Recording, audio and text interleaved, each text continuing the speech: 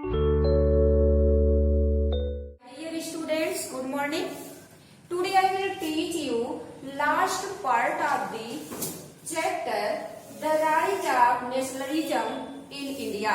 बच्चों, आज हम आप लोगों को आपके तीसरे chapter the rise of nationalism of India का लास्ट पार्ट पढ़ाएंगे। इसके पहले वाले पार्ट में आप लोगों ने पढ़ा कि स्वराज पार्टी का गठन किसके द्वारा हुआ और इसमें किन लोगों का सहयोग रहा। इसके बाद आप लोगों ने पढ़ा सिविल डिसोबीडियंस मूवमेंट के बारे में कि इसमें लोगों का किस प्रकार से सपोर्ट रहा, यानी इसको जारी करने के लिए, इसको चालू रखने के लिए। और आज के इस पार्ट में हम आप लोगों को बताएंगे कि जो सिविल डिसोबीडियंस जो मूवमेंट शुरू हुआ उसमें किन किन लोगों ने भाग लिया। बच्चों, इसमें जिन लोगों ने भाग लिया उसमें सबसे पहले थे इन द कंट्री साइड, यानी ग्रामीण रूरल एरियाज में लोगों ने किस प्रकार से इसमें सिविल डिसोबीडियंस मूवमेंट में कोऑपरेट किया।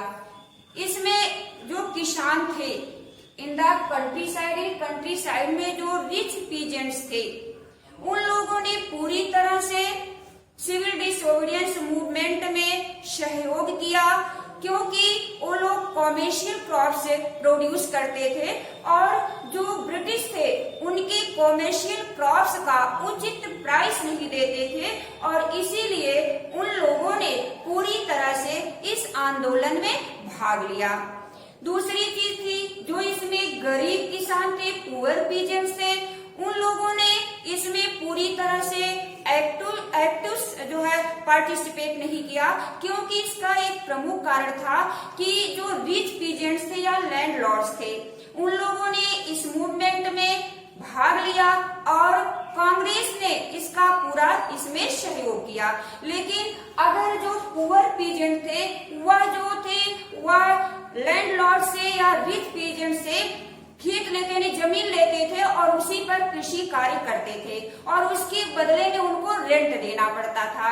और किसानों का जो पुअर किसान थे उनका मुख्य उद्देश्य था कि हमको इस रेंट से मुक्ति मिले और इसलिए उन्होंने जो है इस सिविल डिसोबीडियंस में पूरी तरह से भाग नहीं लिया, क्योंकि कांग्रेस वह रिच पीजेंट्स और लैंडलॉर्ड्स के पक्ष में था, क्योंकि इनके द्वारा सिविल डिसोबीडियंस मूवमेंट में ज्यादा सहयोग किया गया था।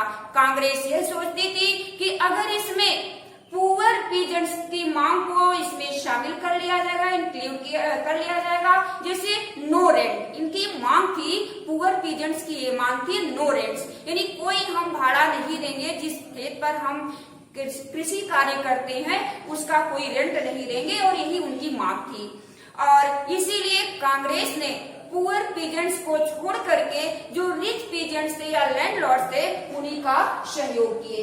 इसके बाद जो दूसरे लोगों ने इसमें पार्टिसिपेट किया, बिजनेस क्लासेस, यानी जो उद्योगपति थे, इंडस्ट्रिस्ट थे या और जो छोटे मोटे क्राफ्ट्समैन थे, उन लोगों ने भी सिविल डिसोबीडियंस मूवमेंट में पार्टिसिपेट किया, क्योंकि उनके द्वारा जो बनाए गए सामान थे फर्स्ट वर्ल्ड वॉर के दौरान वह बहुत ज्यादा बिके और उससे प्रॉफिट मिली। लेकिन बाद में जो ब्रिटिश थे इनके द्वारा बनाए गए सामानों को कम मूल्य पर खरीदते थे या और जो अंग्रेज थे अपने देश से यानी इंग्लैंड से, ब्रिटेन से सामान मंगाते थे और उसे जो है भारत के मार्केट में कम दाम पर बेचते थे और इस कारण से जो ये उद्योगपति थे पूरी तरह से सिविल डिसोबीडियंस मूवमेंट में भाग लिए।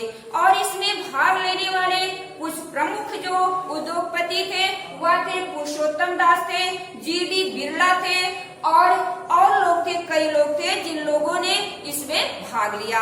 और रही बात इसमें वर्कर क्लास की, जो इंडस्ट्रियल वर्किंग क्लास था, यानी इन उद्योगों में काम करने वाले जो वर्कर थे उन लोगों उन्होंने इसमें भाग नहीं लिया सिविल डिसोबीडियंस मूवमेंट में, क्योंकि उनकी बात को नजरअंदाज कर दिया जाता था।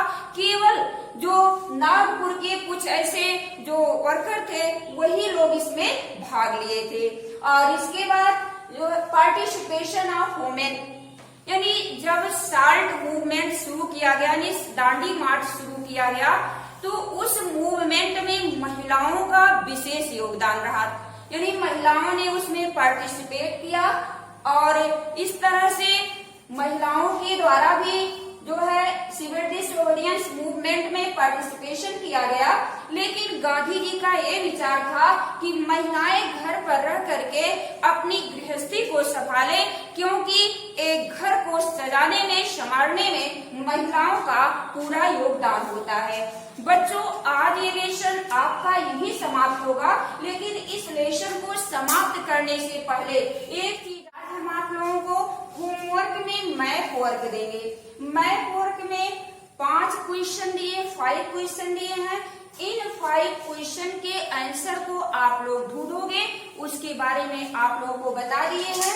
पहला क्वेश्चन है place where Jallianwala Bagh incident happened, यानी वह स्थान, यानी इंडिया के मैप में आप दिखाओगे वह स्थान जहां पे जलियांवाला बाग हत्याकांड घटित हुआ था।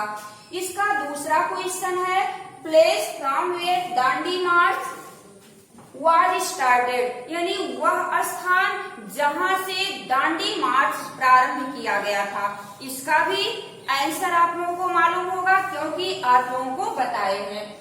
यानी इसका जो आंसर होगा उसी को आप लोगों को भारत के मैप में भरना होगा। इसके बाद तीसरा क्वेश्चन है the place where Chauri Chaura incident happened, Bharat के मैप में आप लोगों को चौरी चौरा प्लेस को दिखाना होगा। इसके बाद चौथा क्वेश्चन है the place where indigo peasants revolted, यानी वह स्थान जहां पे इंडिगो पीजेंट ने रिवोल्ट किया था। अगला यानी लास्ट क्वेश्चन है